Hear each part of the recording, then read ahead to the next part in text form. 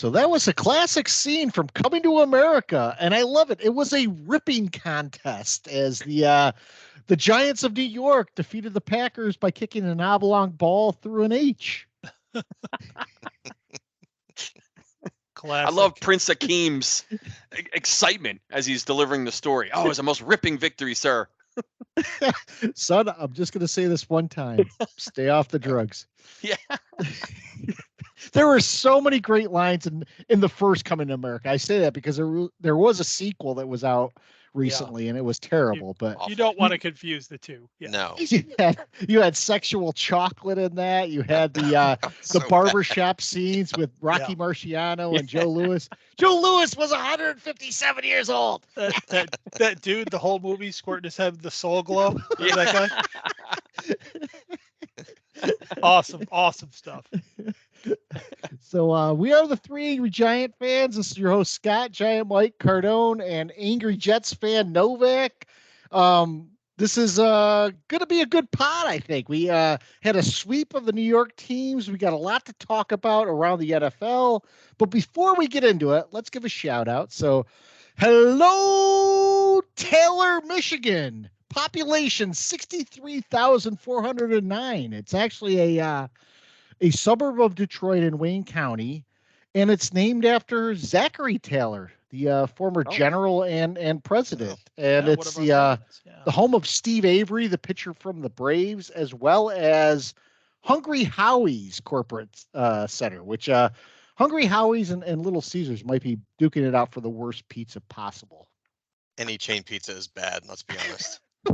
I don't know that I've been able to enjoy a Hungry Howie's before. I don't think that's been on my. Hey, I stumbled into one up in Boone after App State beat Coastal on a last second field goal a couple years ago, where I ended up rushing the field and we were looking for a place to eat, and of all things, Waffle House was closed. I didn't know Waffle houses did close, so we stumbled into Hungry Howie's and had a Meat Lovers at like 2 a.m. Let me tell you, I didn't love anything about that Meat Lovers. Except especially the next day. No, I was a day and a half of just pain. My only Hungry Howie's experience. Yeah, you're right, Novak. Though most chain pizzas are just complete shit Awful. These days. You know, disgusting. And anyone that tries to say that any of them are any good doesn't know. They're either not from the Northeast or they just don't know what pizza is. Let's be honest. They're confused. Agreed. So it was a New York sweep this weekend. And as a collective group, we were 0-8 for our picks since we both had the Giants and Jets unanimously losing. Fine with me. I should have done it. I had to cut back up. I totally should have done it. What I wanted to do was I certainly wanted to pick one of them, but it did cross my mind to pick both the Giants and Jets. But I didn't want to fall that far behind. But man, I'd have been right back in the mix. And not only did we both win, but both quarterbacks, Tommy DeVito and Zach Wilson, were named their conference's offensive players of the week. So this DeVito thing. Who would have thought? What world are we living in right now? Where are we? A Giants third-string quarterback and the Jets backup quarterback would be offensive players of the week in week, what is it, 12 of the season? Technically, Zach Wilson is the third-string quarterback. He was demoted. That is correct. Behind Timmy Boyle, Touchdown right? Timmy Boyle. Yeah. So technically it's a couple third stringers. Yep. Great stuff. So for those that watched the Giants game, I mean, they did pull it out late on Monday night.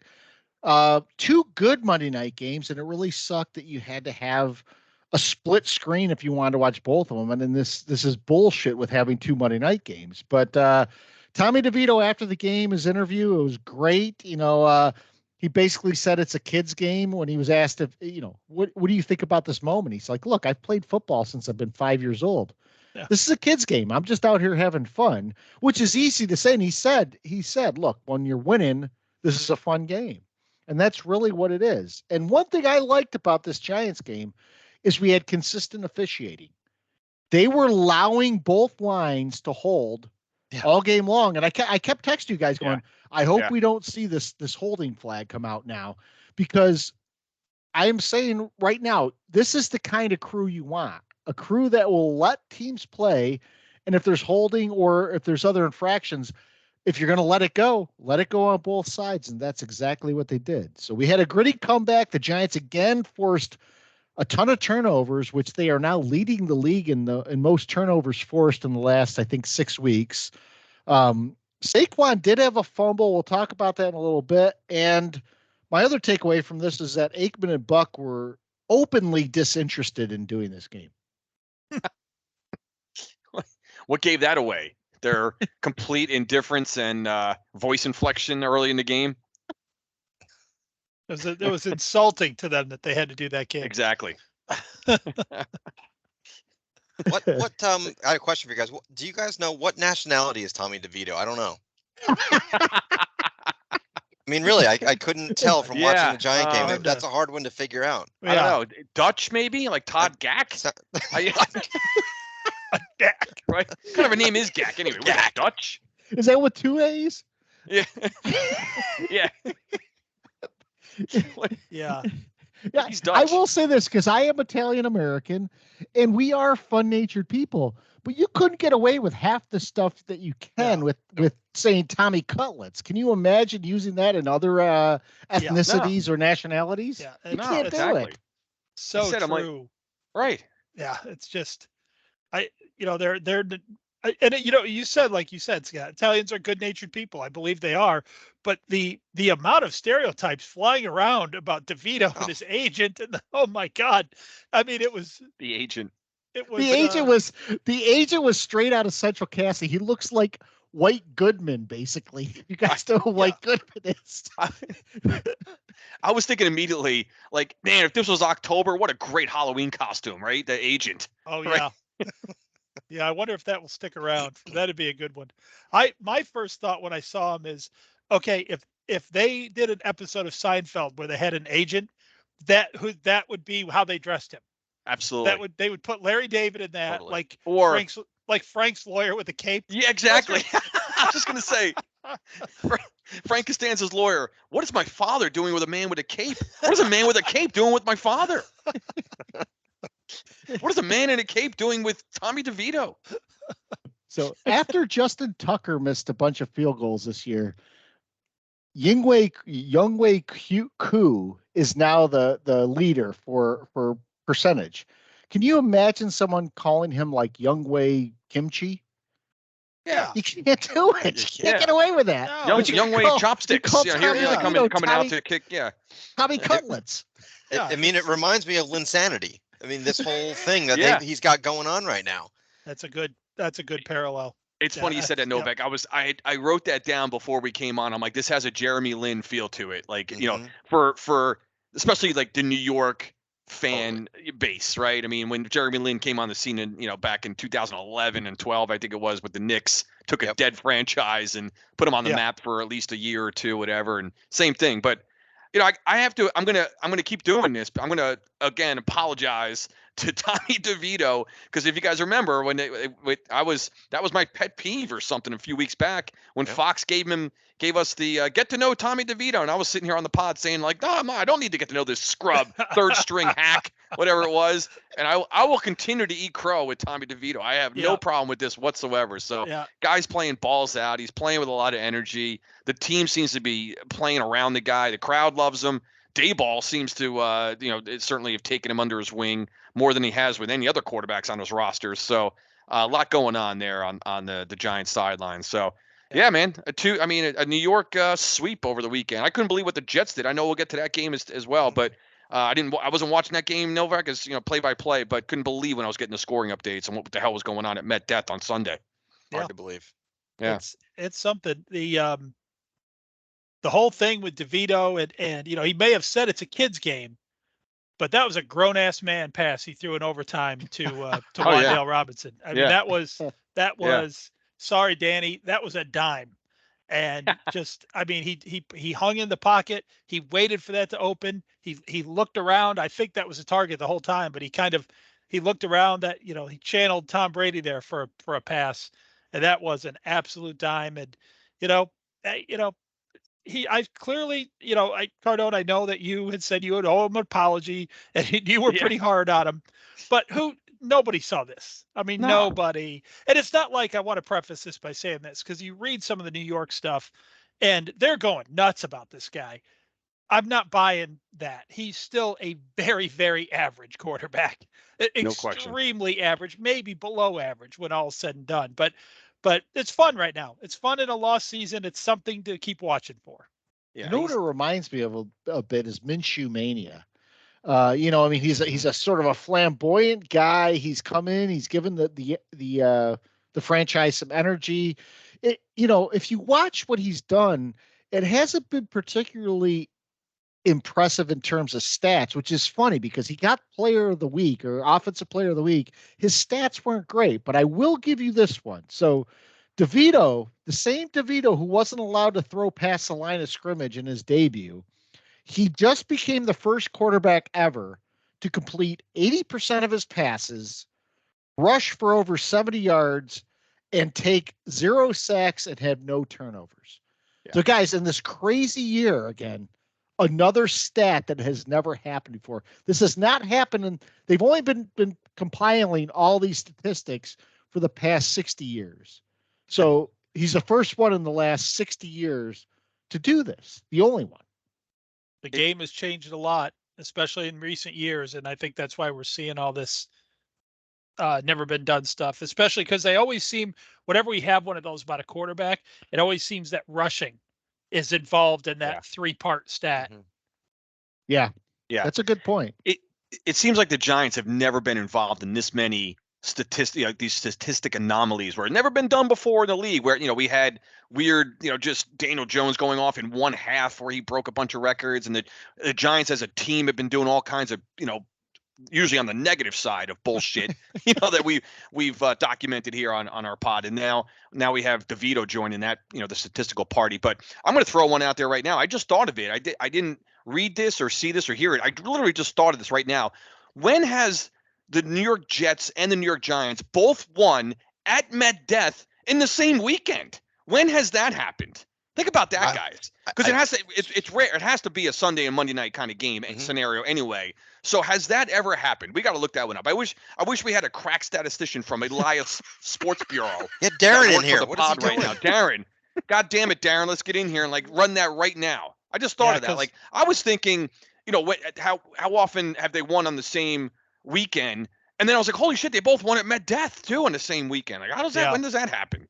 Yeah, it seems like back in the old days, and maybe I just wasn't paying enough attention, but even if there was a Sunday-Monday combo, the Giants and Jets still didn't both play at home. Right. Like there was concern about turning the stadium over in 24 hours. And rarely and all happened. That, so. Yeah. Yeah, it is hard. It is, from an outsider's perspective, you guys are about as low as you can get as a fandom with that team. This guy has breathed more life into a team in such a short time, like nothing I can remember.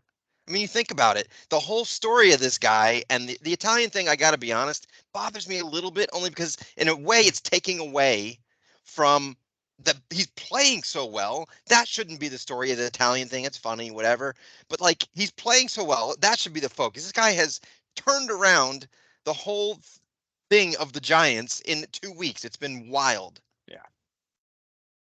Hey, they're on a 3-game winning streak. So this part is amazing. And they beat a very good, well, I shouldn't say very good, a very hot Packers team coming in.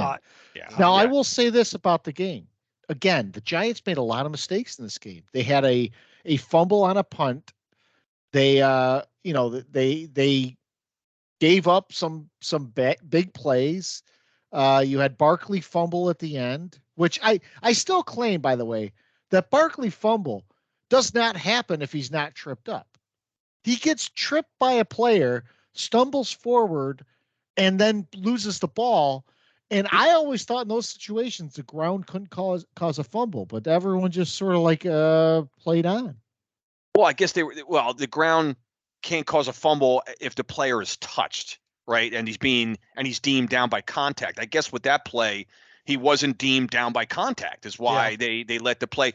But what I didn't hear really after that play, I went back and DVR'd it a couple times because in disbelief. two Packers, after Barkley goes down and then the ball like goes out after he's already on the ground, what amazes me are two fucking Green Bay Packers are jumping over him like as if they knew he was going to fumble instead of like touching him while he was down, because no one, how did they know he was down, right? Yeah. So two Packers go flying over Barkley, and I was thinking, oh, they probably touched him while he was on, touched his shoulder while he was on the ground. This play is not going to, this isn't going to be a fumble. And then I watched the replay. I'm like, holy shit, these two guys went out of their way to not touch Barkley, thinking like that would have bailed him out. Oh, he's down by contact. Nope, they go flying over him. So really, if Barkley gets up and continues to run, that's a live ball because he wasn't down. Yeah. And these Packers are flying past him as if they knew he was going to fumble. No, I noticed that too, Cardone. I didn't notice the timing with the ball as much, but at the time when I saw it live and then realized, I mean, I guess that's a fumble. I was like, what a heads up play by these Packers to like purposely, like the one guy twisted the bottom of his body to not touch Barkley. But Mike, it was before the ball popped out. Yeah. That's the crazy thing. Because I went back to look at that intentionally. I'm like, how did they know he was going to fumble? The ball wasn't out yet. But I'll ask you this. Does he go to the ground if he's not tripped up earlier? That's a great question, Scott. Yeah, I don't know. I don't know, because he did lose his balance from the trip up where I don't know who the defender was that got his shoelace and ankle, and Barkley stumbled because of that. And in my opinion, never really regained his full balance. So should it have been a tackle? I don't, hard to say. I don't know. It was very That's subjective. Another one of those in this season where we were on the short end of a bounce that is a freak bounce. I mean, he not only does he land near the sidelines, but the ball pops up and stays in bounds. And if you remember, before we took on that last drive, we had about 1:30 left. So it was fortuitous that we actually had time left on the clock. Yeah. But otherwise that play kills you most of the time. Yeah, the one thing immediately came to mind is, I think, Scott, you and I were watching this game together, but there was a very similar play years ago where Tiki had a very similar run on the sidelines, and a guy sort of grabbed at him, and Tiki stumbled and then finally got like one hand down and then went down and then got up and started running because no one touched him. And the officials immediately came in and were like, they marked him down, pointing at the ground like he's, result of the tackle. I thought this was a similar play to that, but I will say this: two things. He did sort of regain his footing. As Cardone said, he never got his full balance back, but he got both feet back on the ground in front of him. And then the other thing was just the length of time. Right. That, he stumbled like for 5 yards. Several yards. Maybe more, maybe 10 plus. I had to go back and look at it. But I looked at it, it was like 14 yards total. Yeah. But after he got tripped, he took 2 steps and stumbled and fumbled and bumbled, everything else. But one thing I always do, guys, I always flip the scenario in my head, and I'm like, all right, imagine it was the other way around, and that was Green Bay guy. We'd be barking our heads off like, that's a fucking fumble. He wasn't down. I've got to be kidding me. He regained his footing. Right. So that was one where, looking at it a couple times, that I then kind of changed my thought, just said, like, Barkley, that's on you, man. You've got to hold on that ball to the ground. I was more pissed that these guys didn't touch him, which was more inexplicable to me than whether or not Barkley was actually tackled. I was actually okay with the call, and Barkley was too. You saw him jog right off the field. He was devastated, but there was no argument from the Giants sideline. No, and Barkley made some comments later that, hey, that's my fault. I lost focus. I wasn't sure exactly where the sideline was there because of the stumble. I wanted to stay in bounds, so I think Barkley thinks, if he might have kind of gone down on purpose to stay in bounds. And then he knows, if I did that, I lost the ball. So what does kill me is there are some Giant fans that are ready to jump on Saquon at any moment because they don't like the fact he was the number 2 pick overall. I'll tell you what, Saquon Barkley almost salted this game away. He plays his ass off. And here's the thing, guys. It doesn't matter. That second pick is already burned. It's done. It's over with. And Saquon Barkley is one hell of a player. And are you going to just sit here and denigrate him all the time? It's sort of like the guys that hate Jones. They're going to jump on Jones like they make everything about Jones. It's even more crazy about Saquon Barkley, I think. But I didn't realize this. You guys realize that was Saquon Barkley's third NFL fumble? I know. Third fumble in the ever. whole, Yeah. it is. it? That's career. what I was. That was what I was going to bring up, Mike. Is these guys are killing Barkley as if he has a fumbling problem. Yeah. Third fumble ever. Yeah. And I believe he had one earlier this year too. So coming into this year, he had one career fumble. I also did not realize two points here. I also didn't realize that Barkley's the league's leading rusher in the weeks since he returned from his injury. I didn't realize that. That's pretty impressive because it hadn't seemed like it really. And then the last thing I'll say is this with Barkley. That guy runs into brick walls and brick walls and brick walls for 3/4 of a game. But if the Giants are holding a lead at the end of that game, he starts breaking loose. It happened in the Jets game, which we eventually lost anyway. But this week, they're slamming Barkley up in there for 3.5 quarters to no effect. And then he has like back-to-back big runs as we're trying to salt the game away. It happened in one of the other wins this year too. He wears you down. Yep. Because in most cases, I would say our offensive line is wearing you down, but I doubt that's the case very much. But yeah, he's, you just got to sometimes you get frustrated with that coaching staff, and especially when you're starting kind of a 4-minute put away the game drive like that. Like, what are you doing running the ball? We've gotten here because of DeVito tonight. Let's just keep riding that. Throw him the ball. I love the guy, but sure enough, fourth quarter, second half of the fourth quarter, he starts finding holes. Yep. And as well as the Giants won, the Jets had an impressive win as hell against the Houston Texans, who were getting ready to be anointed as the media favorites, I think, in the AFC. So not only was Wilson on fire, they knocked Stroud out, and they played in a deluge where the Giants played in almost ideal conditions. Like Cardone talked about last week, which is he's right again. There's a history of it. Yeah. It was an absolute downpour. It's typical Jet weather, whatever. But yeah, this was by far their most complete game of the year. Now, the first half offensively wasn't great, but if you look at the whole game, the Jets were offensively, they were great in the second half. They defensively fantastic the whole game long. Wilson was spreading the ball around. He got everyone involved, not just check downs. He was throwing darts. He was threading the needle. All of the cliches Wilson was doing, and I think it was because DJ Reed said before the game that Wilson came up to him and said, "Fuck it, what have I got to lose? What are they gonna do? Bench me?" Yeah. So he just went out there and was like, "Screw it! Like, what bad can happen? I was just the third string quarterback a week ago. I'm just going to go let it fly." Yeah. And you saw what, he has some talent.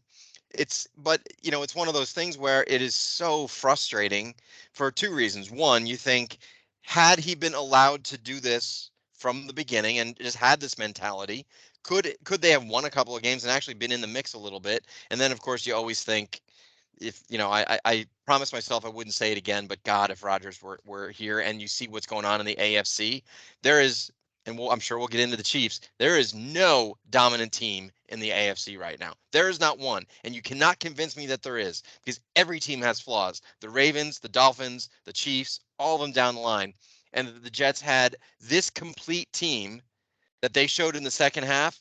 They would have done some damage this year, and no doubt in my mind. So, yeah, look, great win, 5-8, whatever.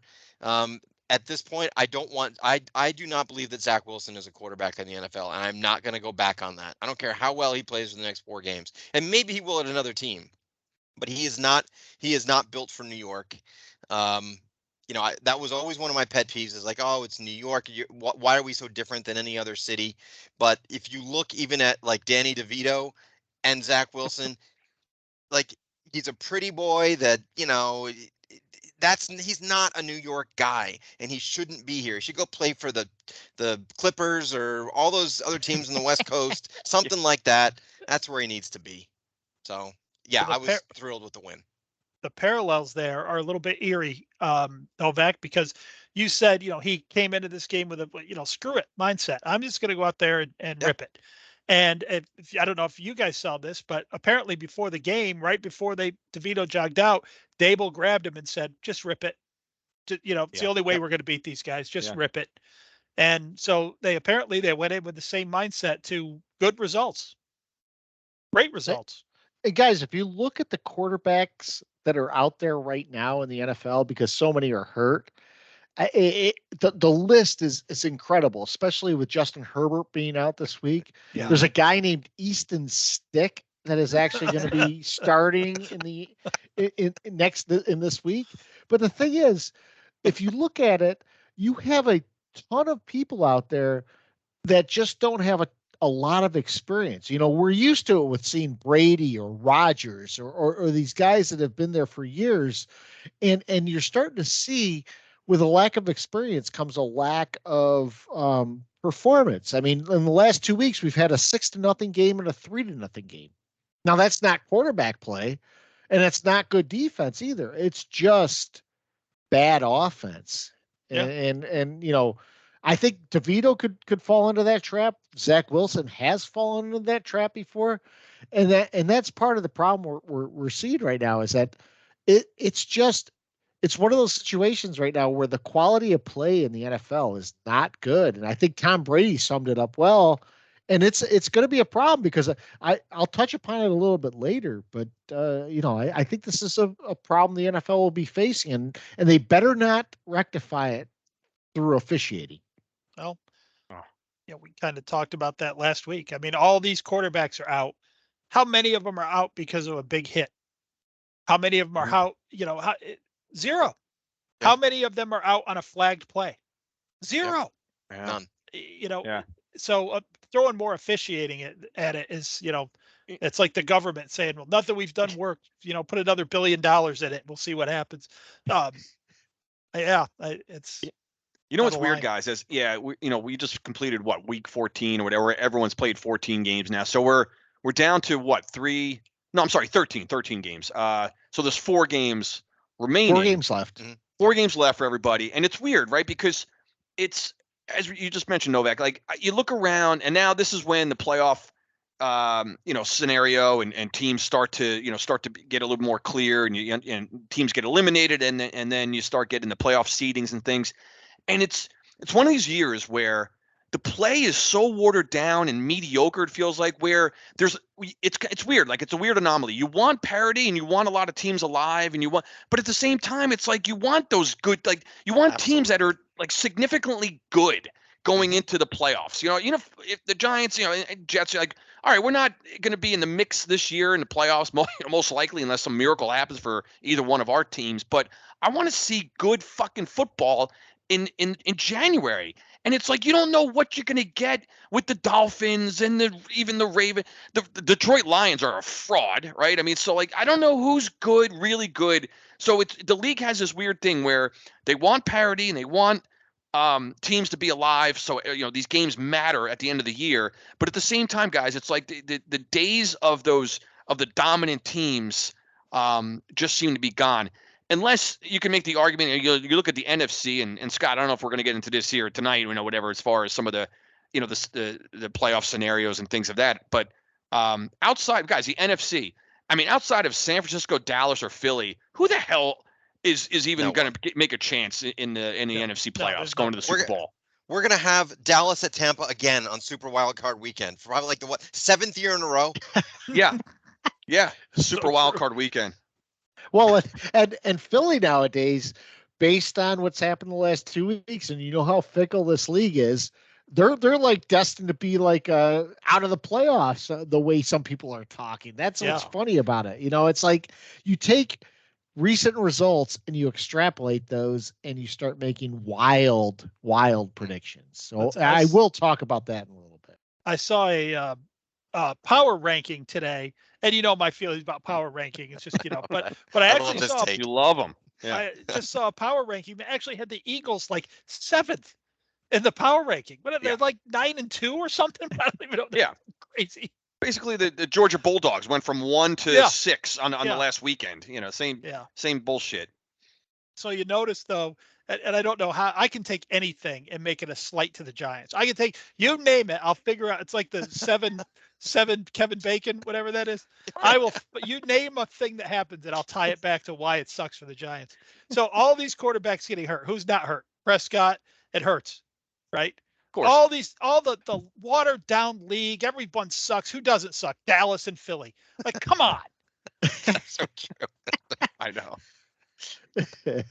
So this week the Giants play the Saints in New Orleans, and the Saints aren't particularly good. David Carr has been hit or miss. He's sort of been banged up. Taysom Hill probably won't play in this game, although that's not confirmed. Michael Thomas might not play in this game.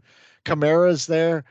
The Saints are in the running for the NFC South. I think they're a game back of the Falcons. This is an odd game, guys. It always is an odd game in New Orleans. I never know what to make of the Saints. You know, when they had Drew Brees, I always feared the Saints. I don't fear the Saints now. I think this is one of those games we could win. And it would be great for DeVito's legacy to go, go on a 4-game winning streak. The legacy. Legacy. And I'm sure his entourage could find tickets in New Orleans so that his mom with the sequin gloves and the Miss Piggy look can continue to cheer. But I don't know what to make of this game other than I have hope since we beat Green Bay. So DeVito's dad. If I just maybe I'm not getting a good look. The camera's always shaky, they're always moving around. Does he not look like Greg Cardone to anyone else? I mean, just I mean, I gotta look closely now. He does a little bit. Oh my gosh, a little Greg Cardone in there. Yeah, I swear. Oh, that's hilarious. You never get a good solid look at him, because it's like from the camera across the stadium. He's always got a red face, though. It's like. I don't know. I saw it and I was like, I got to zoom in closer now on this. All right. That's great. But by the way, that agent, he's like a agent / personal trainer. That's why I said he was like White Goodman from Dodgeball. Yeah. He's like, hey, touche. Yeah. But you see some of his clients, he's got like a long snapper from the Jaguars. This is not like a super agent. Let's be honest. He's rolling in. I mean, he's got like backups after backups in his list. I figured the Jags didn't even have agents. They just represent themselves, like it's Duval. Yeah, right. And a long snapper. They don't need an agent. The hell, they just sign their own stuff. His agent. That is precious. That's good stuff. Yeah, right, Scott. This, it's funny. I'm still kind of celebrating the Green Bay game, right? Because it was a Monday game, so we're only a couple days removed from that. So I haven't quite zoned in on the Saint game. But this is a weird. This is a weird matchup to me. The Saints, we were just talking about this. They're another one of those weird teams. I don't know if are they good? The Saints good? I thought they were. Now, I don't know. They had a 3-game losing streak. They went 2-5 over a 7-game stretch. They beat the Panthers, who suck. So that doesn't really matter. The Giants are a decent road team. They've historically played pretty well in the Superdome down there. So I don't know. I don't know if I'm ready to give my prediction just yet. But I have a feeling it's like this Linsanity thing, Novak. You said, I think the Cutlets, they've been on they've been out. It's like 4 weeks of leftovers now. The Cutlets are out there, and it's I think this is the week they finally spoil. You know what I mean? Even though, wait a minute, they've been in the fridge. We froze them, then they're in the fridge. They should be still fresh. Nah, I think the Cutlets finally, I don't want to say lay an egg, but I think the Cutlets get little stale this weekend in New Orleans. I'm afraid. I don't know. I'm mostly with you, Cardone. I will go ahead and I will say this Saints team stinks, and we're going to beat them. I think they're ripe to be beaten. This is a team right now that is hot, turning the ball over, facing maybe Derek Carr. Please let that happen. He's turnover prone. I feel good about this game, and I know I'm just setting myself up to be let down again. That's what we do, right? But yeah, I don't know how well or not well that Danny DeVito is going to play in this one, but I think he probably plays good enough. I don't know if we told the listeners, we were talking about this before coming on air, but we're going to be together, the four of us, for this weekend. So right on. We will watch the Giants and the Jets play. Jets will be against the Dolphins and Giants will be against the Saints. Yes. Giants have a good record when we're together at Mulligan's. Now, we have some other locales that don't work out quite as well, but when we're together at Mulligan's, we even in the game we lost this year when we were there, we got to celebrate a win before we lost. So, and we uncovered the Solak phenomenon, which is one of the great storylines of this year. That'll be a good sidebar. As the Giants are winning or losing, I can sit there and still yell, Salah! But this is going to be a strange watch, right? Because we're going to, obviously, our TVs, we're going to try to get them next to each other, watching the game live. Obviously, we play at the same time. So Novak is going to have to kind of give us the Salah updates, because we're going to be locked in on the Giant game. So we'll join in. We'll be like on a half-second delay with the Salah. Like, Novak, Salah, and we'll come in the middle. You guys are going to get annoyed with me by the end of the game. Like, Novak, shut up. I'm trying to watch the game here. You're screaming Salah in my ear every 5 seconds. Well, we'll see which fan base gets the drunkest and who's having the harder game. We'll see. I want to have a Grey Goose game. Oh, be great to have one of those. So I am not going to predict a Grey Goose game, but I will predict that the Giants are going to win this game. So I'm with Mike. Giants are going to win, and it's going to be very close. And it's going to come down to the end. And I don't know if it'll come down to a field goal winning or not. Probably not from the score I'm going to predict, but I'm going to predict 21-20 Giants.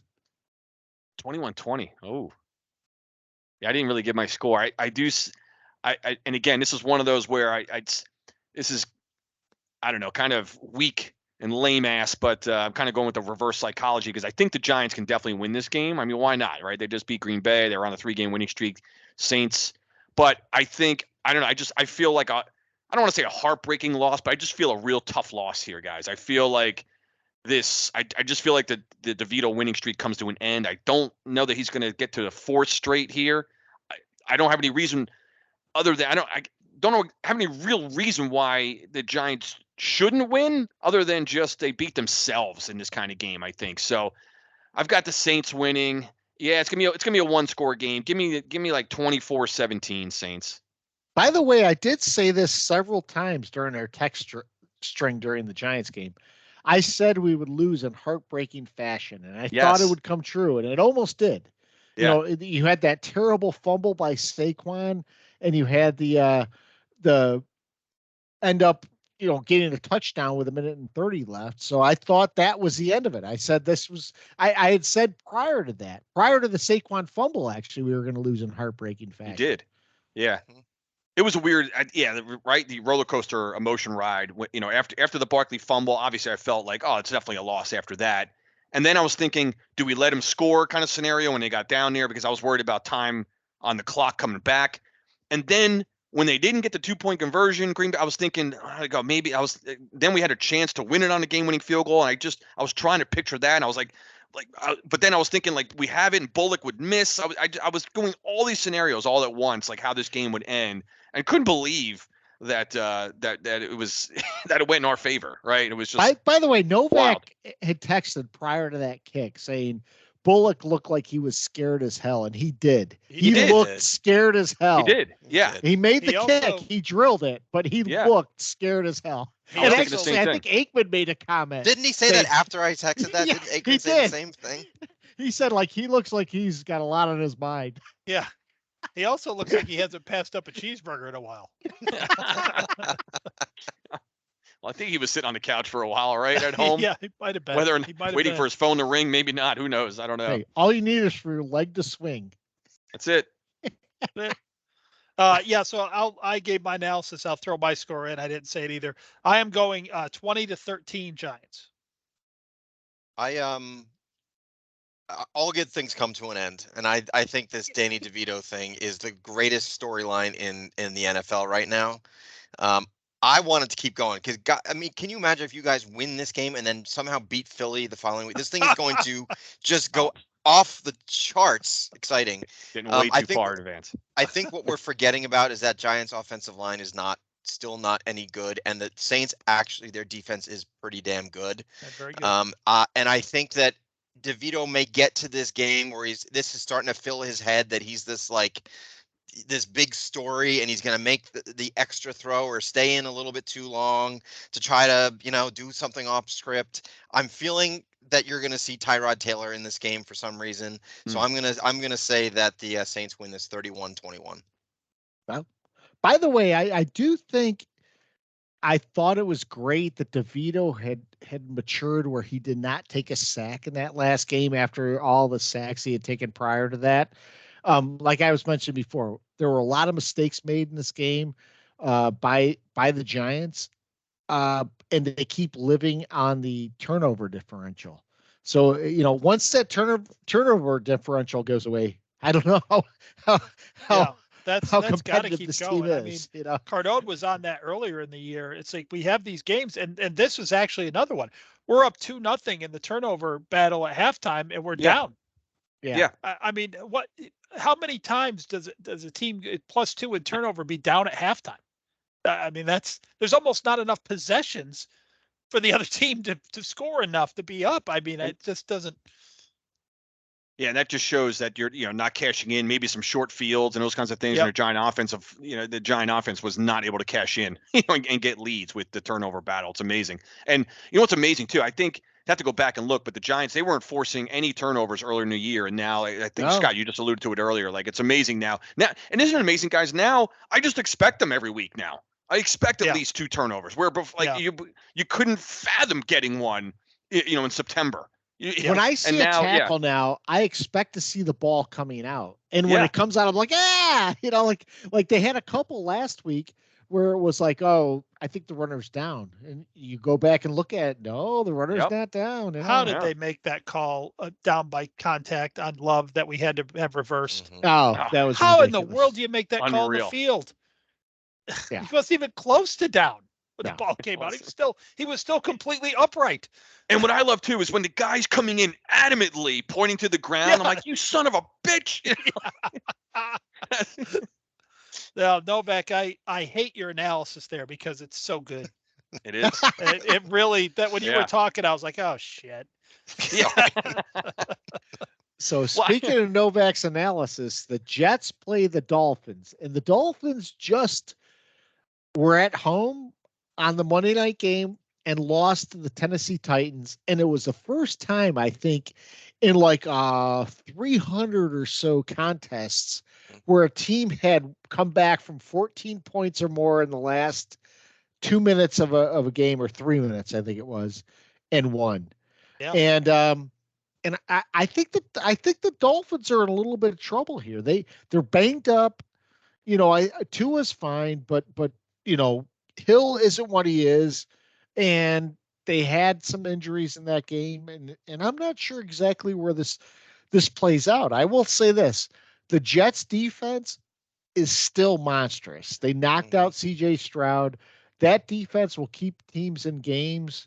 They have those safeties that we always talk about. So I'm gonna cede the floor to Novak here, but I see the Jets being very competitive in this game. I do too. So the Dolphins lost their starting center, which is the most underrated position in all of football. And he's lining up against Quinnen Williams. So I think the Jets are going to get a lot of pressure on Tua. We know how Tua, he did learn how to fall. He was coached on how to fall. So that will probably help the situation. I wish I knew the status of Tyreek Hill, and I don't want to make my decision based on one player, but I do think this guy is a difference maker. I'm assuming he's going to play. I think the Jets fall back a little bit with this Zach Wilson thing. I think he probably tries to overdo it again, and I don't think he can get away with the Dolphins. So guys, I want to pick the Jets here because I think I agree with Scott. I think they have a real friggin' chance here. And if they win, the Dick is going to play the following week, Christmas Eve. That's my guess. But I don't see it happening. I see the Jets falling on this one 17-10. Cardone? Yeah, it's hard to. Novak made all the points I was thinking. Jet defense is going to definitely play well. I feel like this is going to be definitely a one-score game throughout most of the game. Dolphins aren't. We know they're not putting up points in a scoring machine like they were earlier in the year. They got, like you said, you mentioned the injuries and some things there. So it's hard though I look at it again, guys, in terms of, are the Dolphins going to lose 2 games in a row at home to the Titans and the Jets? You know, it just, those are the kinds of things, without even breaking down into the analysis and the X's and O's. Is that going to happen? I can't pull the trigger on a prediction for that. So I think the Jets play well, and I think it's a 1-score game. Give me Dolphins like 19-13. I think it's gonna be low scoring, under 20. I think the Jets defense keeps it a low scoring game, but Dolphins pull it out. And Salah, if you get the ball at midfield with 2 seconds left in the half, don't throw a Hail Mary. Just sit on the fucking ball. Just this time, just sit on it. I agree with Cardone a bit here. I'm torn because the Dolphins, I don't think, are a very good team. They're not as good as people are talking about. They're winning the division, and they have not beat anyone of note this year. And I will say this, that the Dolphins could have lost to the Jets the last time they played. You know, we talked about the Hail Mary just a second ago. And I really want to pick the Jets, but I don't think I can. I'm agreeing with you, Cardone. Same thing you said is just you go through it and say, are they going to lose 2 games in a row at home? Are they going to lose to the Jets? I don't know, but I think the Jets defense is going to keep them competitive in this game, and I have this as a very close game. This is going to be 17-13, Miami. Yeah, very, very similar scores. Mine is going to be right in that range too. So everything you guys just said is spot on. It's the Dolphins are so beatable. I agree with Novak when he says, you know, how we've seen these pop-up games from Wilson before, where he plays a pretty damn good game. He very rarely follows that up with anything significant. He gets Jet fans excited and then pulls the rug out the next week. But as everyone has said, man, the Jets defense is for real. And, you know, I know Novak is looking forward to this next year because you put them with a middling offense and they're going to the playoffs. Oh, easy. It's just, No you know, doubt. but unfortunately this offense is not middling, much like the Giants. It's worse than middling. So yeah, I'm going to say the Dolphins score late to make this thing look worse than it actually was, but I'm going to say 24-13 Dolphins. So what you're saying is the Jets need the dick. Jets need some dick. Okay, They do. I was waiting for that. You guys didn't get to that. All it took to week 14 to get that joke out, but yeah, we do. I mean, if we had the dick all year, we would. You know, you can't tell me that they're not competitive in this AFC, which is watered down. It was a missed opportunity, but whatever. So one of the big things that happened this week was the Chiefs-Bills game. And we saw at the end where, you know, they took a touchdown off the board because of an offsides by Kadarius Toney, former Giant. And Mahomes and Reed have both gone epileptic in post-game conferences and everything else. And they're complaining about players not deciding games and robbing the people of a great play. Guys, the flag was thrown at the start of the play. It wasn't like you go back and retroactively look at this. Toney was offsides. There should be no complaint about this. I am Novak knows this. Mm-hmm. I am an official. I get on the officials all the time. The officials got this play right, and yet Mahomes and Reed not only went off about this play. Mahomes was like looking like a jackass on the sidelines going after everyone. Reed in the post-game conference said, this is embarrassing for the NFL to have this happen. It's a correct call. So are we now getting to the point where we don't want correct calls to be made? I don't know where we go from here. This is bad in every aspect. There's a number of different reactions that were going through my head as it was happening. One was, where are the days where a coach, I was thinking, and we've all, and I'm assuming you guys know of the sound bites from Bill Parcells. I'm going back a ways, obviously, but Bill Parcells one of the greatest coaches, obviously, of the Giants, if not the NFL. What the fuck? Like, why isn't Andy Reid or anybody on the Chiefs, why isn't Kadarius Toney being just obliterated verbally and assaulted for fucking lining up off sides, dude? Like, that's the issue. It's amazing. Like Parcells, there's a soundbite, back in the NFL films where like, don't you know how much time is on the clock? Get your ass up on the line. He's yelling at one of his offensive linemen there. It's the same concept here, but an offensive, slot receiver lining up off sides. Like, dude, and Reed made mention, like, why wasn't there a warning? I believe he said, didn't he make something in post game? We usually get a warning. We usually get a warning. Well, guess what? Like, are there warnings for defensive ends when they line up in the neutral zone?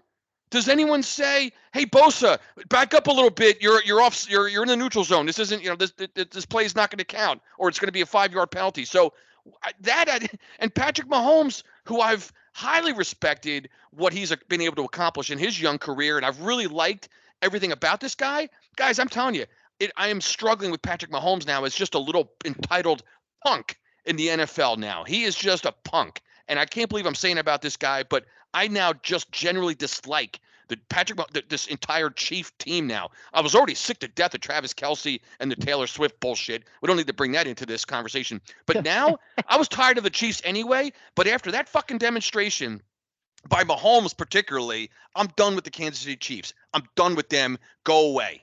Just go away, Kansas City. And here's the thing. You won a Super Bowl on a bad call. Do we not forget about this? Yes. And you're here out here complaining. You beat the Jets this year on the most ridiculous pass interference call I've ever seen. Yep. Shut up.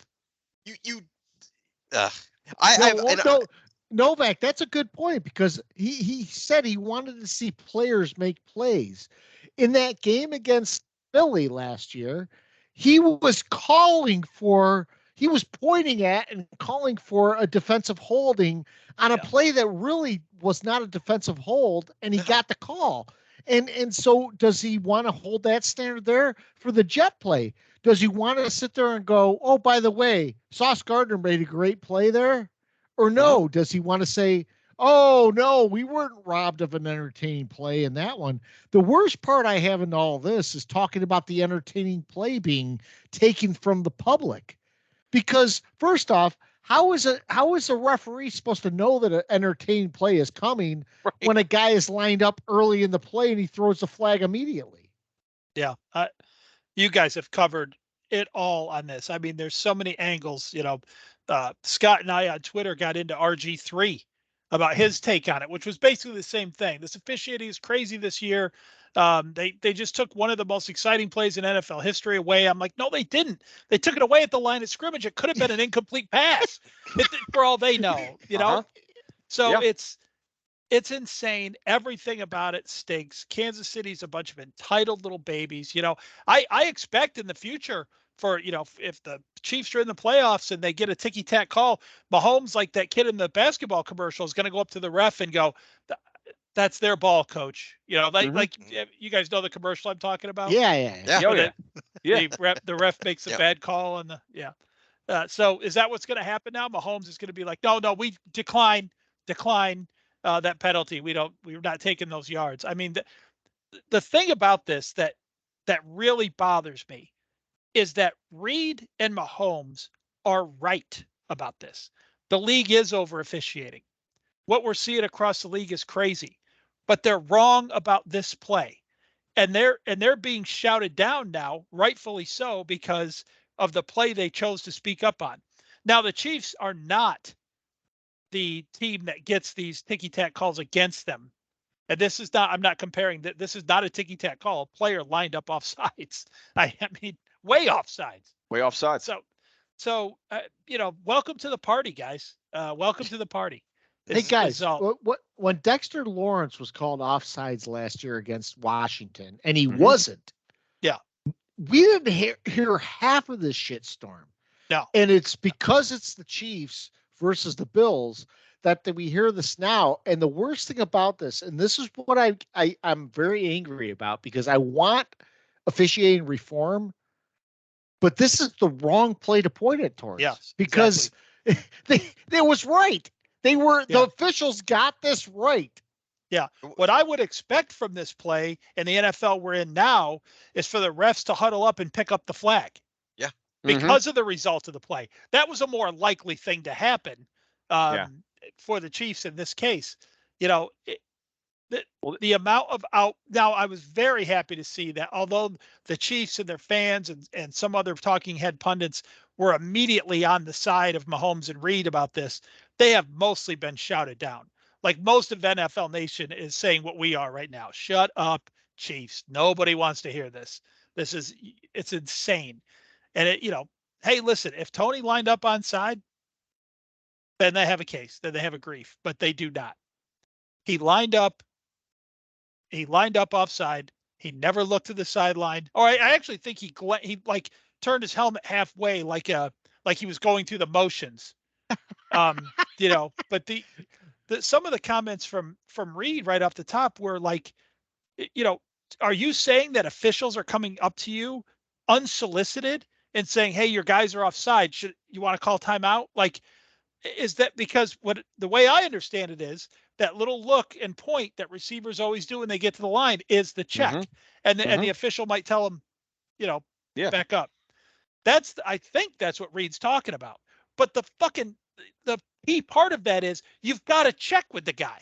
It's not automatic. He's not going to the ref's not going to come out and stop the game and be like, all right, he's not. Tony was lined up offside. Yeah. Did we have this same exact thing with the Giants? Move back. Did we have this with the Giants and McLaurin last year in the Redskin game too? He was offsides. Mm-hmm. Yeah. Oh yeah. But I go back to just the player just not being held accountable by someone on the coaching staff and being like, what the fuck are you doing? Lining up. Don't you know where you are? Like, getting your head in the game, man. Like, where's that? Yeah. Back in the old days of like a player just getting chewed out by his coach. Like, you just cost us a touchdown, dude. Yeah. You referenced Parcells. There's a Giant example even sooner. Remember? We lost the goddamn game because of illegal procedure. Yeah. That's what Reed should have been. The great Tom Coughlin, exactly. Like just barking at your own. Like, I don't. That's what bothers me, guys. Is this day the pussification of the professional athlete? And you can say this in any sport. They're not held accountable for anything. Yeah. Boneheaded mistake. Yeah. By a boneheaded player, and it gets swept under the rug. Why? And my last take on this thing is, I agree with all of that, but one thing that no one's talking about. In the last 15 years, I think the most heartbreaking loss I have seen in the NFL is when the Bills lost in that 13 seconds to the Chiefs in that game. And I distinctly remember Allen coming out there, giving a hug to Mahomes, and Mahomes being all nice to him. And then Mahomes, after this game, nothing. He's whispering in his ear about how he got robbed for the game. Yeah. Shut up, Mahomes. Like, you actually, Mahomes said right there. Mahomes said, "Worst fucking call I've ever seen." Yep. Wow. Actually, it was just a correct call. I don't. That's what blows me away. The worst correct call I've ever seen. Yeah. And I think Scott has talked about this in the past. When we get the media interpretation of these players and who they really are, and Scott, I believe in the past has said correctly so, you don't know who they are until adversity comes. Right. It's easy to say Mahomes is this great guy. He has faced zero adversity in his NFL career. Or never had a playoff game on the road. Yeah. I know. I didn't know that until they mentioned it. I'm like, holy shit. I went back and looked at his. I took the time to go back. I'm like, oh my God, this little weasel hasn't played a road playoff game. Go win on the road, asshole. Yeah. So now they're sniffing 500. They are, they're probably going to be in the playoffs, but nobody, I think, is thinking right now that they can make a serious run. A lot because they're going to be playing road playoff games. And so now the cracks in the foundation start to show. Yep. And I get that he's frustrated. I really do. But, players complain in this league all the time about plays you should and can be complaining about, and they get called whiners. And Patrick Mahomes literally whined. Yep. Yeah. Like a 10-year-old who didn't get his way. He's got the voice of a 10-year-old. He actually said that the public was robbed of a creative play. Oh, who gives a fuck? The flag was thrown at the start of the play. It doesn't matter how great of a play it was. Unreal. Yeah. And Go ahead. Now with all that, they're just going to be, apparently Mahomes and Reed think offensive offsides is not a thing. Like, even if it happens, you can't call it. The offensive players can line up 5 yards downfield now. Guys, how many times do we see defensive players called in the neutral zone? I see it once a game. Mm-hmm. So are you saying it's okay for offensive players to do it, but defensive players can't? That's exactly where we're heading right now. I think that's exactly what they're saying. And, Mahomes made other comments. He was barely offsides. No, he wasn't, dude. His whole foot was almost past the ball. I mean, it wasn't an inch or two or a toe, which would not have been called. Yeah, when the official said he couldn't even see the ball looking through the receiver. I couldn't see the ball. Yeah, that's why he threw the flag. I'm looking down the line of scrimmage and I couldn't see the ball. So we have a couple of things going on. The competition committee is talking about the tush push, the brotherly shove, and they're talking about outlawing this for next year. Guys, I'm going to talk about this from like 3 years ago. I don't understand why we ever brought this back into the fold. It used to be illegal to push your player forward. Yeah. It was always a player safety concern. And all of a sudden, when we talk about player safety, this was brushed under the carpet. I don't understand why we allowed it to begin with. So it is the league themselves has opened themselves up to criticism here. And I will say this. I think they should outlaw it. You should be able to push forward your own players. It's not rugby. It's football. Yep. I mean, I'd rather see it outlawed, actually. But, like, what's the league saying is their reason for outlawing this play? What have they – because I don't think they've talked about player safety yet. I wish they would, because it really is a player safety issue. Because you think about it, you're shoving players forward in a pile. Mm-hmm. Yeah. Well, if you wonder why more coaches don't do it, I think quarterback health is the reason they don't want to do that particular play. Because but here's my take on it. Early in the year, I thought it was stupid. I thought it was ruining the game. But I've matured on this issue over the year. If other teams were doing it and doing it successfully all the time, and the league basically turned into a 1st and 9-yard game, I would have a real problem with the play. The Eagles are still the only team who can do this effectively. So this seems like targeting one team to me. So I don't care if it's outlawed. I'll be happy. But I see an Eagles fans and the Eagle team argument on this is, we don't have a patent on this play. Anyone who wants to run it can. And you've seen other teams run it. The Giants lost 3/4 of their offense trying to run it. It doesn't work as well for other teams. You see them get stopped when they try it. You say that, Mike, but then again, the Eagles are allowed to like move early. They get certain graces when this play happens. Yeah. So it's weird, because if you watch the Eagles, there have been numerous times where they fire out early and it's not called, or the defense comes in early and the defense is called. It's uncanny the number of times the Eagles have benefited from officiating, let's say, preference on this play. Yeah, I'll tell you what I'm going to be sick to my stomach about is either in the NFC Championship game, or because the Eagles are almost certainly going to be there, or the Super Bowl, they're going to line up and throw a fucking pass out of that thing, and the world is going to go bananas, and I am going to throw my TV out the window. That's so great, Mike. Yeah, that is great.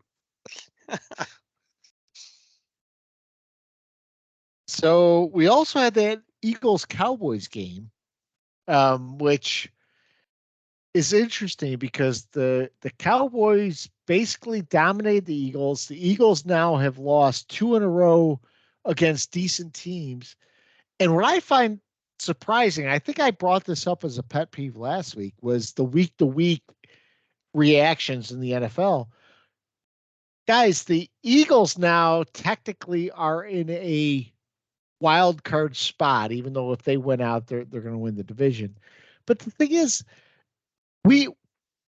people are talking about them now like they're not a very good team. The Eagles team is still a very good team. I don't get how this happens. It's the overreacting of the NFL, right? I mean, it's week to week. It's the Cowboys are going nowhere. Now all of a sudden they look like they can win a Super Bowl according to the media, of course. Yeah, Scott, I don't know. I will say this though. I think the Eagles, they showed a stat. They had given up a touchdown on like 7 straight possessions or something like that. Did I hear that right on Sunday? Yeah, because going back to the Niner game where they, the Niners just did anything they wanted to, it seemed like, and then the Cowboys, we know they could put up points too. So I will say this. I mean, Philly, no, I mean they're easily could make a Super Bowl run again. No reason why they can't, but their defense does have to tighten it up a little bit. I mean, and only because of who they would be playing. We know they're going to be playing the Niners and the Cowboys at some point in the playoffs. So if those are 2 pretty good offenses, so if the Eagles, have their best chances to make sure that and tighten up their own defense to give themselves a chance. But you're right, Scott. Just again, you guys know how I feel about the sports media, the social media, and stuff like that. I mean, the overreacting, the ridiculous roller coaster that they give us week in and week out in terms of who's good, who's not, then they're not, and the Eagles are now all in trouble. I saw them, I hate this one. What's wrong with the Eagles? I'm like, what's wrong with the Eagles? I'd fucking like to be 10-3. I'll take everything wrong with them if that's to be my favorite team. Yeah. I can't stand that one. What's wrong with this? What's fill in the blank. What's wrong with blah blah blah? Again, I'm like, I can't.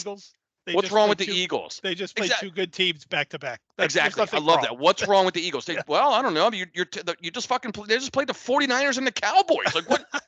They just lost to 2 like powerhouses in the NFC. Nothing's wrong with them.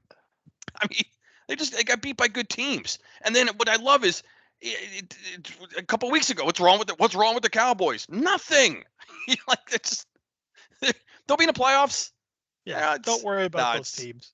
No, man, it's nauseating. Listen to this stuff. Yeah, I'll take a different angle on that game and not talk about the Eagles. I have here a steaming hot mug of a Darth Vader mug, by the way, of a crow that I'm eating right now. I've been tasting all day about the Dallas Cowboys, so I'm enjoying my crow, Peacock. Peacock. So Peacock has a couple questions coming up. So yeah, Cardone, I'll start with you. Pet peeves. I got a short one this week. Short one. Yeah, I got a short one, and we've been talking all about it's a good segue because we've been talking about the officials, go sports media, whatever. But this one, I'm going to pile on with the officials, and I'm going to talk about one particular play in the Giant game, which it just so happens to be, because I had a lot of emotional investment riding on that, of course. I'm going to go back to the early in the game when it was a scoreless game. The Packers, after taking over the ball on a missed field goal by the Giants, get to a 4th and 1 at their own 47.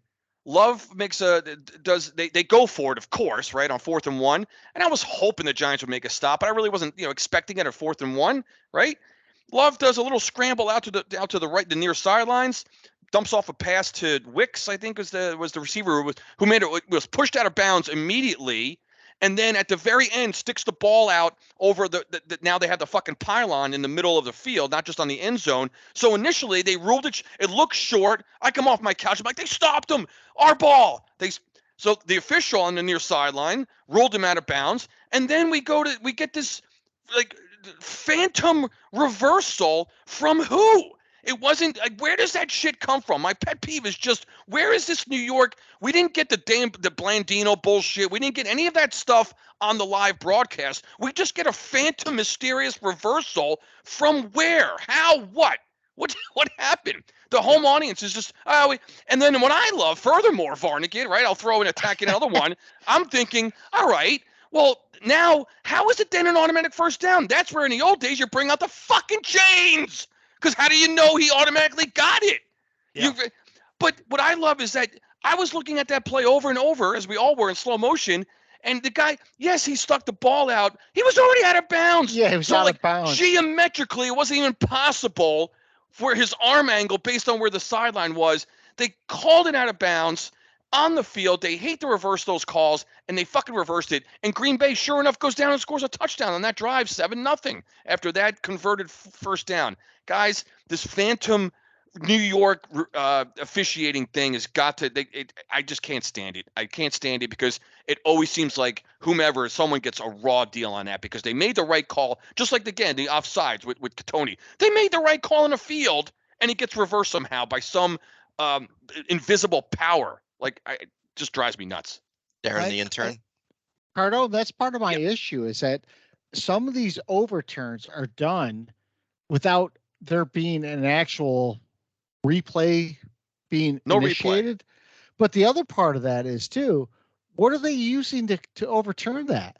There was no conclusive evidence. Nothing. That the Packers had a first down, and that's supposed to be it. It's supposed to be incontrovertible.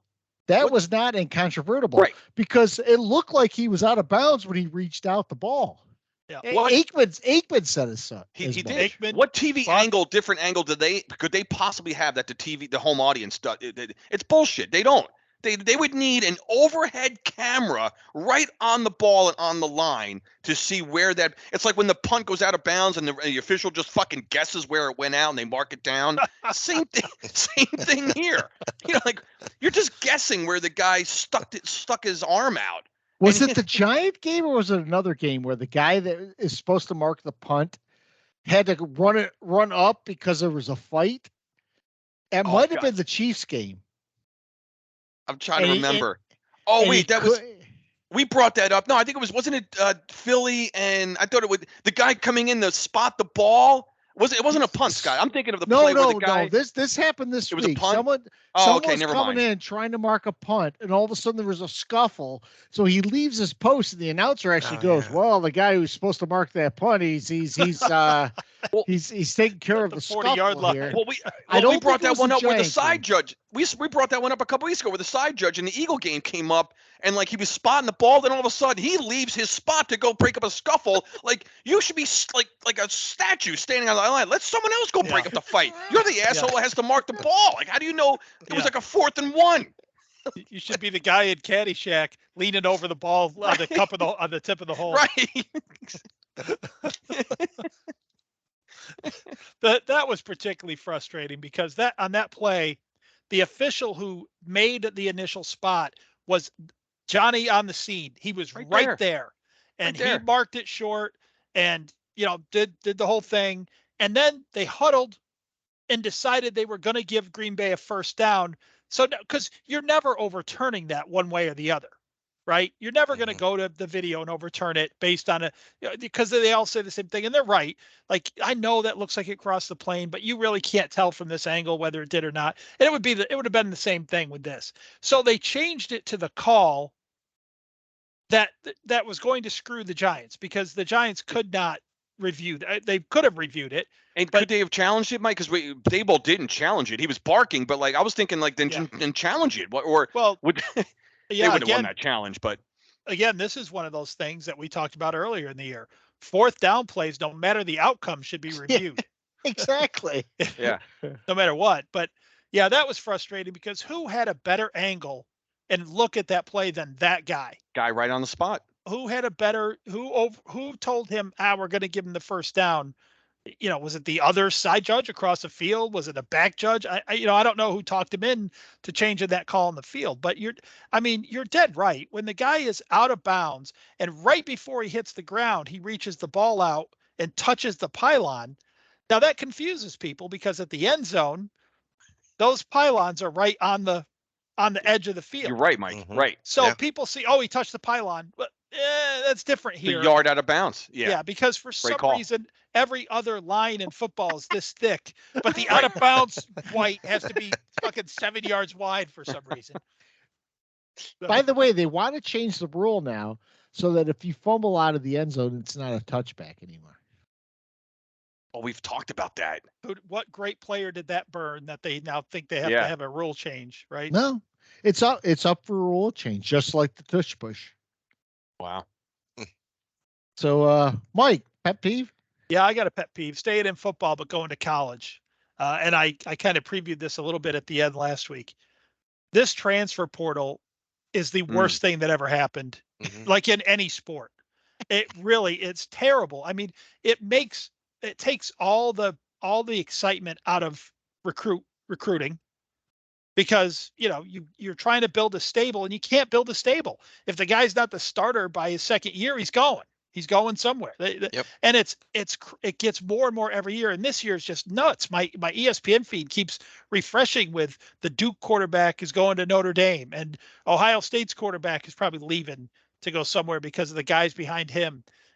It's, they've done everything they can. And I know it all probably goes back to gambling, but they've done every single thing they can to take what was the great tradition about college football, which was just sort of these amateur players, kids who are going to finish their career and go be lawyers and doctors and, whatever else, insurance salesmen in some cases. But, and they've now made this into the closest thing they can possibly get with amateur athletes to a professional sport. And, we're paying them now. This transfer portal is like free agency. They can go wherever they want. And it's worse than free agency because they're not signing a contract with anybody. I mean, there's players who have been on 3 teams in college. It's not fair to the schools who originally went out and recruited the kid and did a great enough job to get him to commit there. And I just saw nothing wrong when there was, before, you couldn't leave, you'd lose your eligibility, and now you can leave whatever you want. But we had that period in the middle where you could leave, but it was kind of a big deal. You had to give up a year of eligibility to do it. That's the way. There was nothing wrong with that. If you really feel like you're getting stung by a school and you should start and you're not starting, give up your year of eligibility and get to somewhere where you can play. That's fine. Now that, these kids can't, they're not even 20.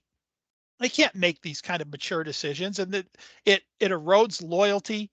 It erodes everything. I love that Michigan, the school that I root for, I love that they've adopted this "those who stay will be champions" mantra. So they're trying to address this. Now, I don't know where they got that from. They haven't won a championship in 30 years, but so it seems a little weird that that's their mantra. But at least that I like what Michigan's doing and trying to at least up front say, hey, listen, stick with us. Mike, what I like about about this is that there's a guy just tonight. He's going to go to the North Carolina State Wolfpack. He's from Coastal Carolina. He redshirted in 2019 with Coastal Carolina. So he started since then. So he started in 20, 21, 22, 23, yet he still has eligibility left to play for North Carolina State. Is it a quarterback? Is it Grayson McCall? It's Grayson McCall, yeah. Is he really? Because he's from right down the street here. But yeah. Grayson McCall's from Charlotte. Yep. He's gonna go to North Carolina State next year. And so North Carolina State's gonna have a dead duck quarterback playing 1 year. Yeah, it's and Mike, lead them. And think about it, you said great points.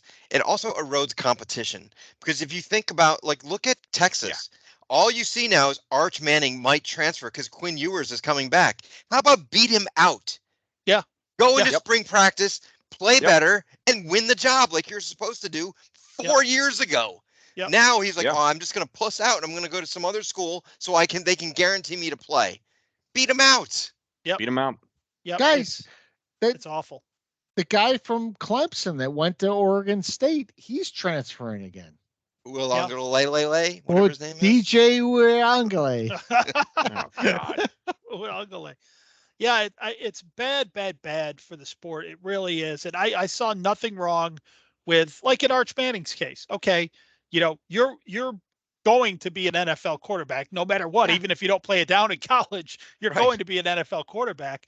So if you're at Texas for 2 years and you don't like the writing on the wall, give up a year of eligibility and play somewhere. That make it because not only are they making it not a big deal now, they're actually making it advantageous to kids to transfer. For Scott's point, this kid's going to have like a 7-year college career. Because he keeps moving around. This is bad. I was lukewarm on the paying players thing. I don't mind that in a vacuum on itself, because universities do tend to take advantage of these kids sometimes. But when you combine that with all the other stuff going on, the whole trout stinks. You know what I mean? It's not a good situation for a game we just recently started loving that we had to find faults with immediately. Right. Novak, pet peeve? Yeah, I'm gonna do I'm gonna get to it. But on the way to my pet peeve, I'm gonna do a couple of flyby, pet peeves, just so that you know. So, as we've talked about this, my Jet fandom comes first and foremost on any other sport. However, I also have teams that I love. I'm wearing my Ranger hat now, Knicks, Mets. And through the course of my life, I have had a second favorite sport. It ebbs and flows. And although my favorite team of all time is the early 90s Knicks, and that will never change. But the sport that I enjoy watching the second most after football is golf. No, I thought you were going to say hockey. No, it is not hockey. It is golf. Sorry. I do love hockey, but with only the Rangers. But I love watching golf. That's been my thing. I don't know why I'm into it, maybe because I'm getting old. And it is not my pet peeve, but Live is killing that sport. So that's the one I do a flyby. Live is killing golf, which I thought golf was the one sport that was not getting killed. It was done the right way. You've got a new competition every single weekend. I love that aspect of it because there's finality every single weekend to watch who wins the tournament or whatever. But my pet peeve is John Rahm. So this guy takes a $600 million payout from Live. And my pet peeve specifically is he gets up and he says, I'm doing this for my family. Fuck off. You're not doing this $600 million. You're throwing your family under the bus, saying that they're these money grubbing people that want more money.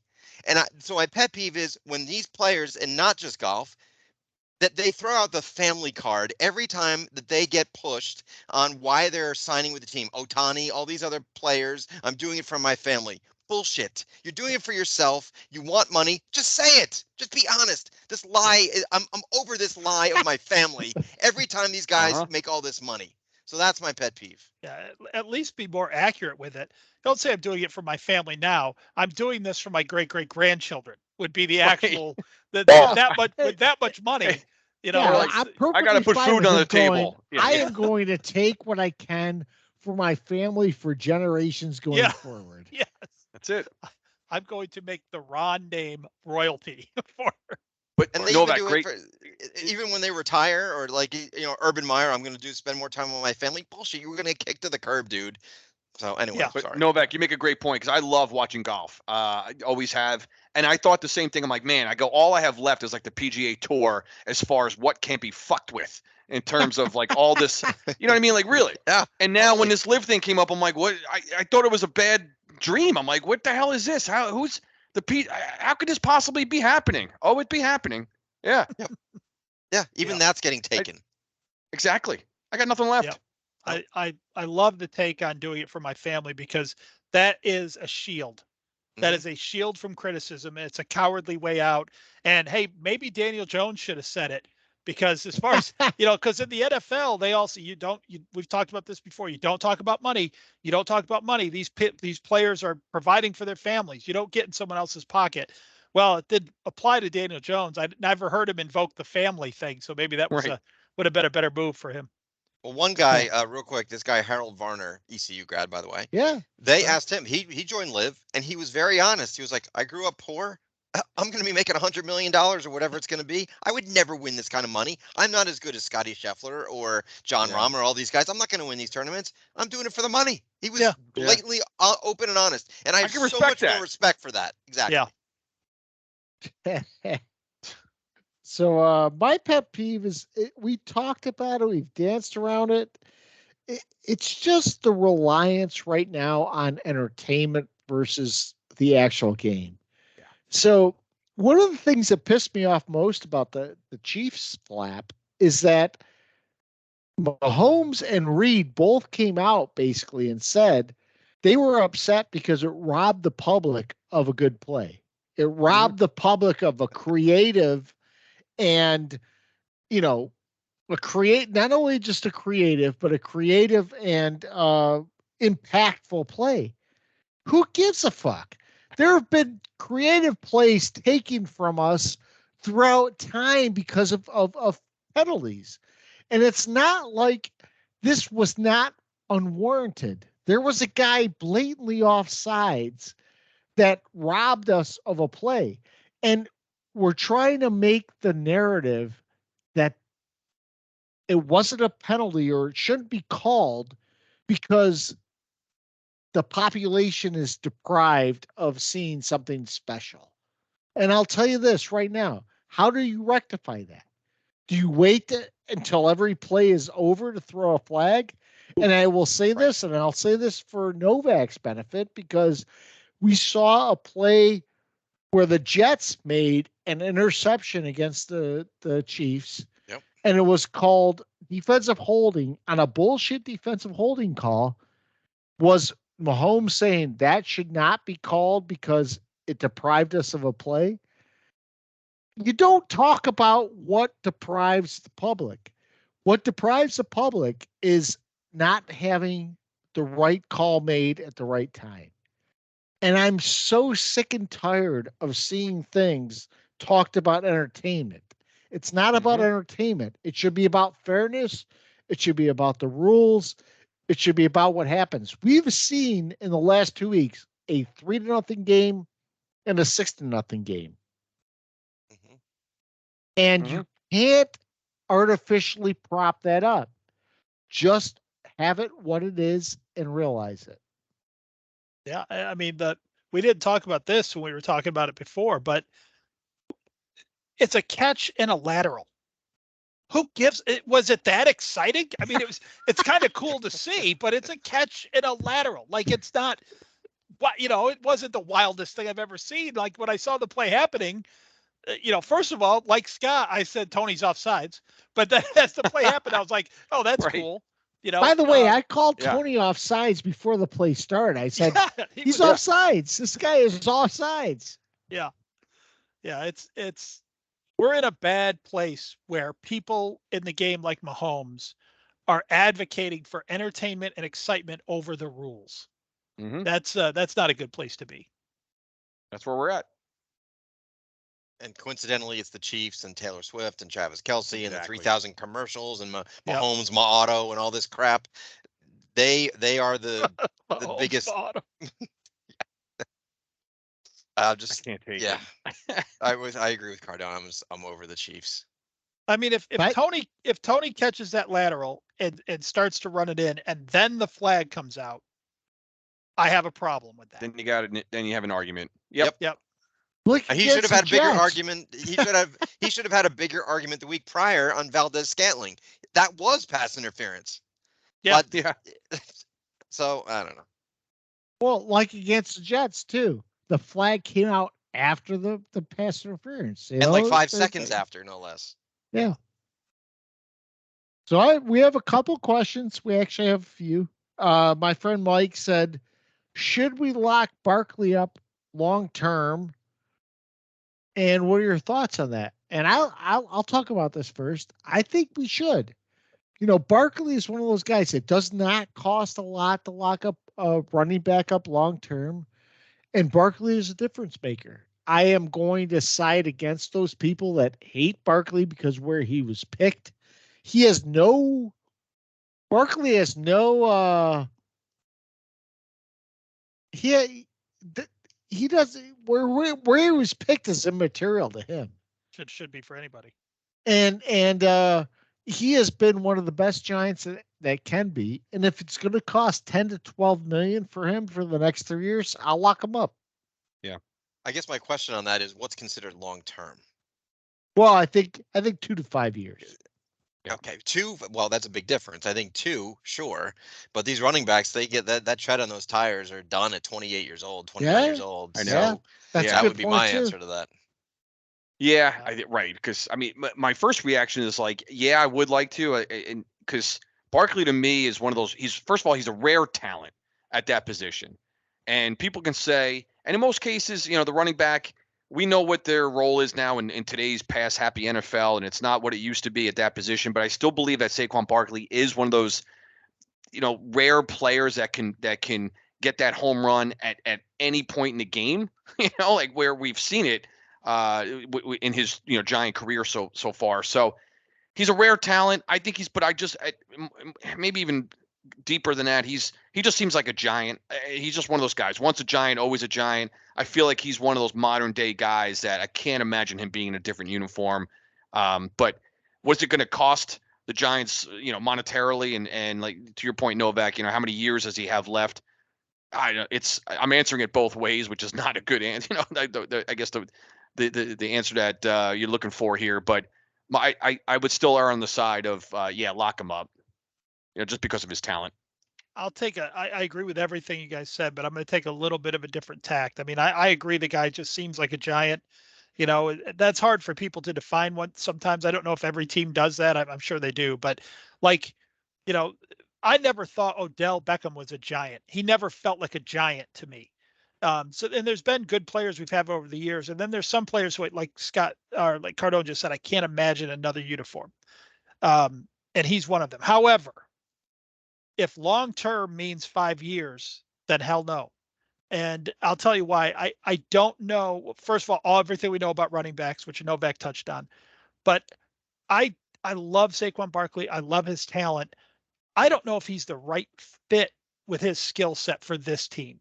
Yeah. I think this team wants 3 yards in a cloud of dust still, just like in the old days, and maybe a little bit more creatively than that with Dable. But I think we can get a lot of people who can do that. And we talked about Barkley's home runs. He hasn't really hit one in a while. It's been a minute, and he's aging on a little bit. And we know about running backs, but I still think he's in that window where we could get an absolute haul for him.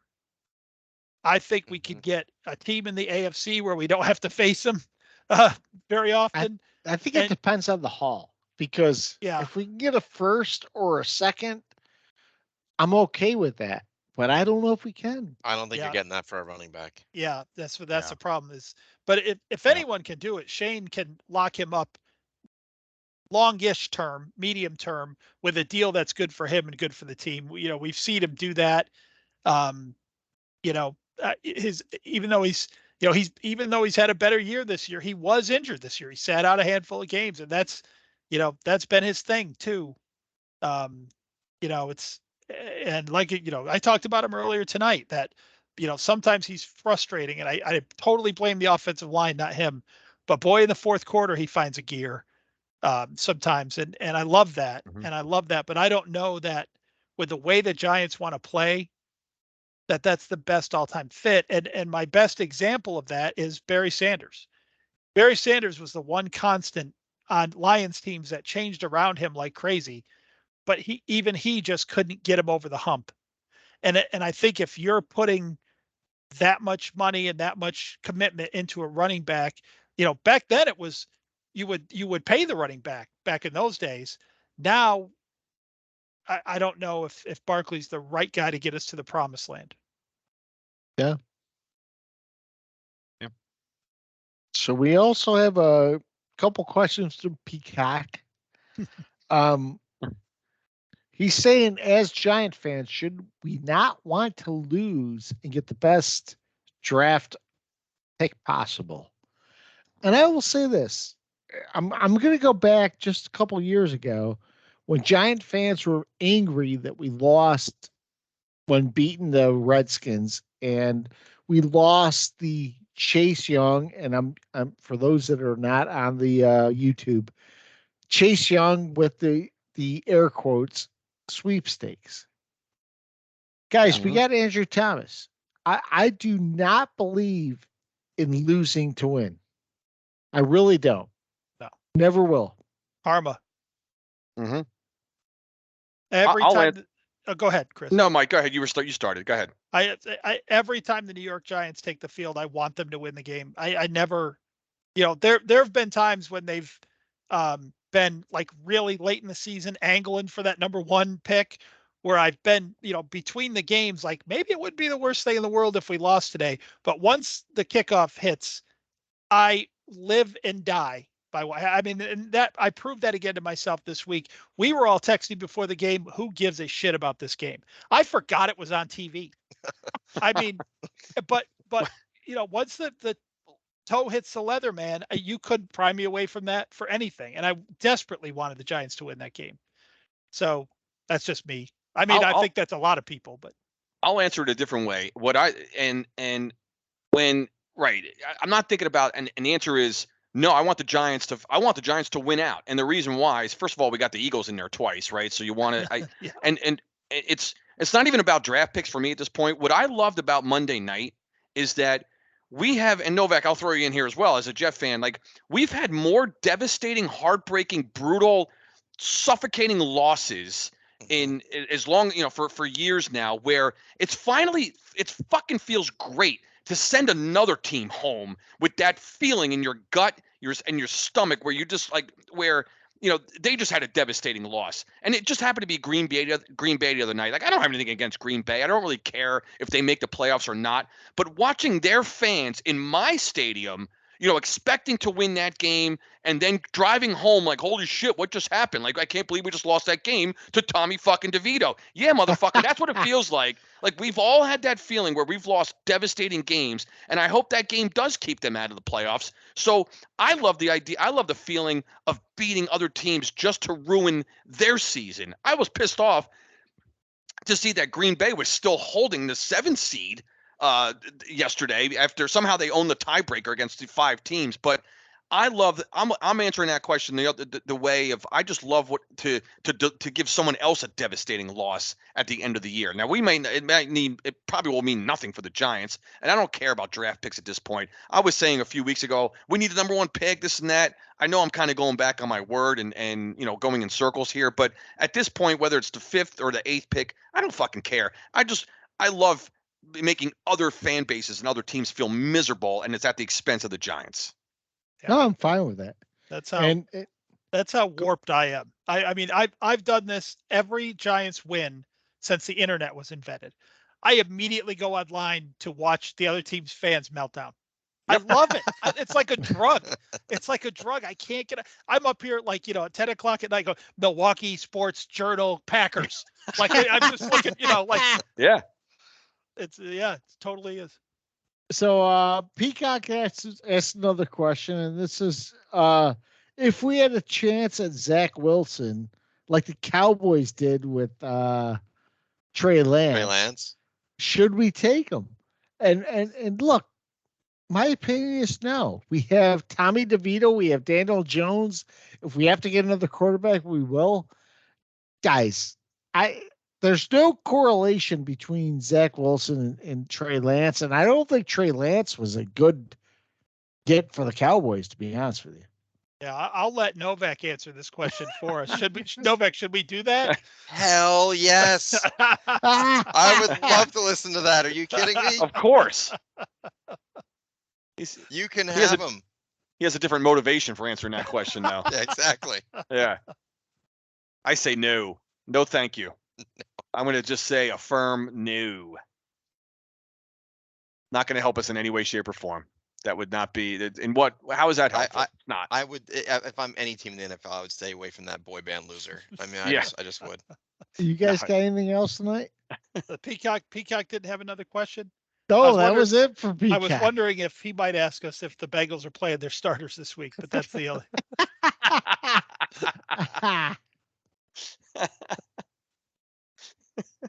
You guys got anything else? We're good. Well, all right. All good. All good. Scott just hang up. I think he hung up. Oh my gosh, what happened? Cardone, check your text. Mike, Mike, I couldn't find Mike's text, but I texted Cardone and I said, "Oh, No, I turned that off early. Ah, shit. I have no idea how that will end, but I turned that off early. What? I hit leave instead of anything else. Did you stop the recording, or are we still going here? No, I think we're done. Oh, maybe we're not. Maybe we're not. Wait. Let me stop recording just for the hell. Oh, it's recording. Yeah, totally. Leave this in. Don't leave this in.